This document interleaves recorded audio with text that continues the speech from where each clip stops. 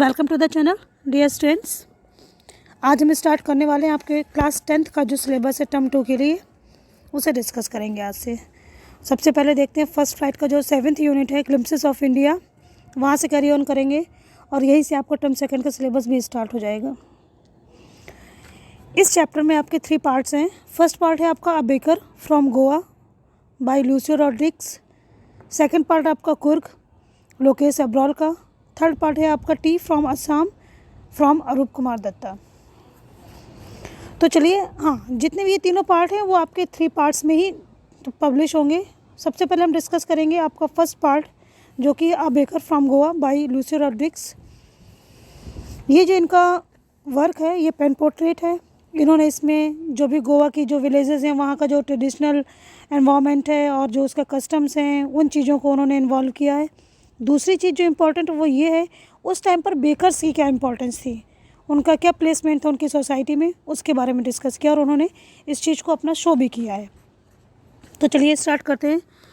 हमारे यहाँ जो बुज़ुर्ग हैं इस समय वो अपने पुराने दिनों को याद करते हैं और जब उनकी यंग एज थी उस टाइम पर पुर्तगालीज़ का वहाँ पर बहुत ज़्यादा इम्पैक्ट था और सारी की सारी सोसाइटी आपकी पुर्तगालीज़ थी उस टाइम पर।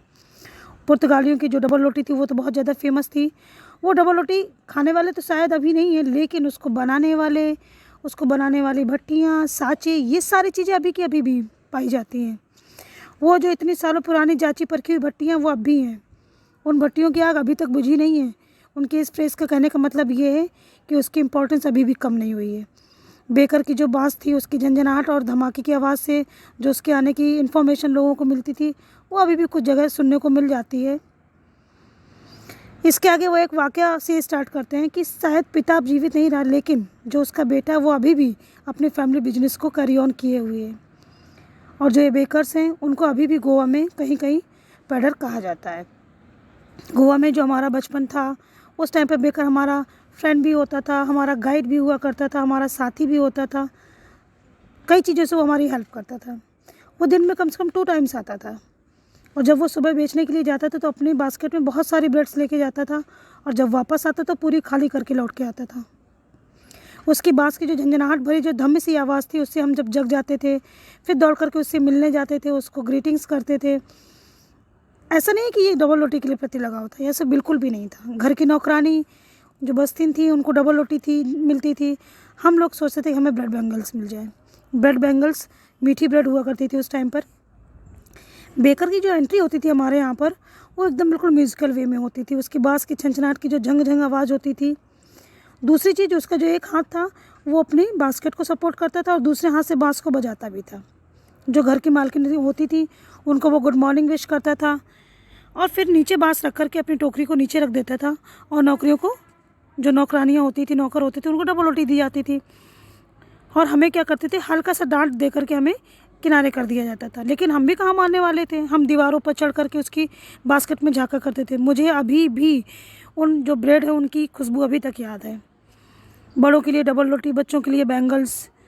तब हम दांत ब्रश करने के लिए और मुँह धोने की बिल्कुल भी परवाह नहीं करते थे। ये लगता था कि टूथ ब्रश करने के लिए आम का पत्ता तोड़ने की तकलीफ़ कौन करे, और ये ज़रूरी भी नहीं था। शेर कभी अपने दांत ब्रश नहीं करता। बस ये लगता था कि बस जब गर्म चाय पियेंगे, गर्म चाय से धो करके सब साफ़ हो जाएगा। बात करें अगर पार्टीज़ की, शादी की, कोई भी फंक्शन हो, कोई भी फेस्टिवल हो, जो ब्रेड था उसके बिल्कुल इम्पॉर्टेंट पार्ट होता था।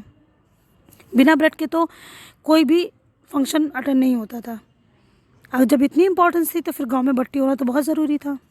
जो बेकर्स थे उन दिनों वो लोग एक अलग टाइप की जो उनकी ड्रेसेस थी वो पहनते थे।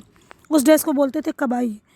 वो थोड़ा सा एक लंबा सा फ्रॉक जैसा था और अपने बचपन के दिनों में हमने देखा था कि जो बेकर्स थे वो एक शर्ट पहनते थे और पैंट पहनते थे। जो उसका पैंट होता था वो ना तो पूरा फुल होता था और ना ही पूरा हाफ होता था। वो हाफ से थोड़ा लंबा और फुल से थोड़ा छोटा होता था। अभी भी अगर हम इस तरीके के पैंट किसी को पहने हुए अभी भी देखते हैं तो यही बोलते हैं कि देखो पेडर जैसा वो ड्रेसअप किए हुए हैं। जो बेकर्स थे वो अपने बिल को लेने ज़्यादातर जो मंथ था उसके लास्ट में ही आते थे और मंथ के लास्ट में आकर के वो सबकी दीवारों पर उसका हिसाब लिख देता था। पुराने दिनों में जो बेकिंग वाला काम होता था उसमें उनको काफ़ी बेनिफिट्स होते थे, वो काफ़ी उनके लिए लाभदायक भी था।